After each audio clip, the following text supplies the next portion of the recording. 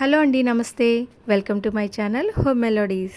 ఈరోజు నేను కొరమేను చేపల కూరని చేస్తున్నానండి. చాలా టేస్టీగా, చాలా రుచిగా ఉంటుందండి. ఎప్పుడు మనం చేసుకునే విధంగా పులుసు ఫ్రై కాకుండా ఇలా మసాలాతో మంచి థిక్ గ్రేవీతో చాలా స్పైసీగా మంచిగా చాలా టేస్టీగా ఉండే కొరమేను చేపల ఈగురిని చేస్తున్నానండి. చాలా టేస్టీగా చాలా బాగుంటుంది. మీరు కూడా ఒకసారి చేసుకున్నారంటే మళ్ళీ మళ్ళీ ఇలాగే చేసుకుంటారు, అంత బాగుంటుంది.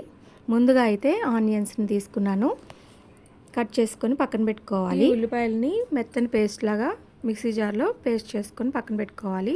ఇక్కడ కొరమేన్ మూకల్ని ఉప్పు నిమ్మకాయ రసం వేసుకొని బాగా కడుక్కున్న తర్వాత శుభ్రంగా కడిగిన తర్వాత పక్కన పెట్టుకోవాలి. ఒక పాన్ పెట్టుకొని దీంట్లో కొంచెం ఆయిల్ వేసుకోవాలి. దీంట్లో 1 స్పూన్ వరకు జీలకర్ర, 2 ఎండుమిరపకాయలు, కట్ చేసుకున్న ఎండుమిరపకాయలని ఇందులో వేసేసుకోవాలి. వేసుకొని బాగా వేయించుకోవాలి. కొంచెం వేగిన తర్వాత ఉల్లి ముద్దని ముందుగా ప్రిపేర్ చేసుకున్న ఉల్లి ముద్దని ఇందులో వేసేసుకోవాలి. వేసుకొని బాగా వేయించుకోవాలి. సిమ్లో పెట్టుకొని బాగా వేగే వరకు కూడా వేయించుకోవాలి.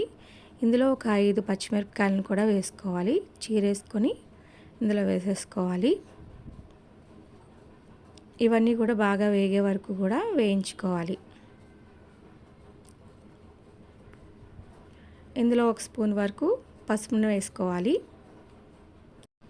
2 స్పూన్స్ వరకు సాల్ట్ని అయితే వేస్తున్నాను. సాల్ట్ వేసుకున్న తర్వాత అల్లం వెల్లుల్లి పేస్ట్ని కూడా వేసుకోవాలి. ఈ అల్లం వెల్లుల్లి పేస్ట్ వేసుకొని బాగా వేయించుకోవాలి. పచ్చివాసన అది పోయే వరకు కూడా బాగా వేయించుకోవాలి. ఇప్పుడు ఇందులో సరిపడినంత కారం వేసేసుకోవాలి. ఇక్కడ నేను 2 స్పూన్స్ వరకు కారం వేస్తున్నాను. వేసుకొని ధనియాల పొడి, జీలకర్ర పొడి వేసుకోవాలి. గరం మసాలా పౌడర్ కూడా వేసుకొని ఈ మసాలాలన్నీ కూడా బాగా కలిసేలాగా వేయించుకోవాలి. మంచి అరోమా వచ్చే వరకు కూడా, రెడ్ కలర్ వచ్చే వరకు కూడా బాగా వేయించుకోవాలి. ఇది బాగా వేగితే మంచిగా కూర టేస్టీగా బాగుంటుందండి. ఇలా కలుపుతూ వేయించుకోవాలి. ఇప్పుడు దీంట్లో కడిగి పక్కన పెట్టుకున్న కొరమేను చేప ముక్కలను కూడా ఇందులో వేసేసుకోవాలి. ఇవన్నీ బాగా వేగిపోయినాయి కదా, ఇప్పుడు చేప ముక్కలను వేసేసుకోవచ్చు.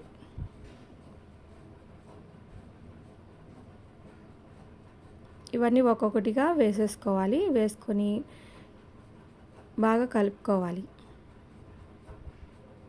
ఈ మసాలా ఉల్లి ముద్ద అంతా బాగా వీటికి ప్రతి పీసెస్కి అంటుకునేలాగా బాగా కలుపుకోవాలి.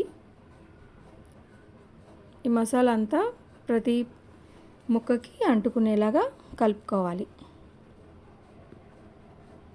ఇలా బాగా కలుపుకున్న తర్వాత ఒకసారి మూత పెట్టుకోవాలి.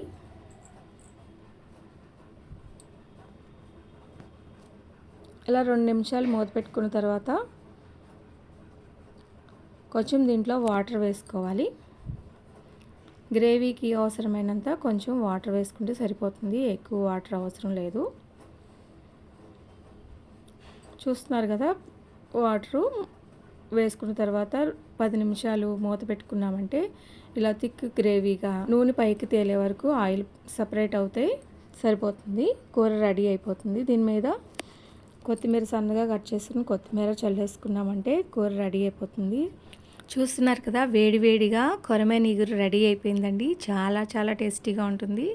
ఇలా ఒకసారి చేసుకున్నారంటే మళ్ళీ మళ్ళీ చేసుకుంటారు, అంత బాగుంటుంది. మీరు కూడా ఒకసారి ట్రై చేయండి. వీడియో నచ్చితే లైక్ చేయండి, షేర్ చేయండి.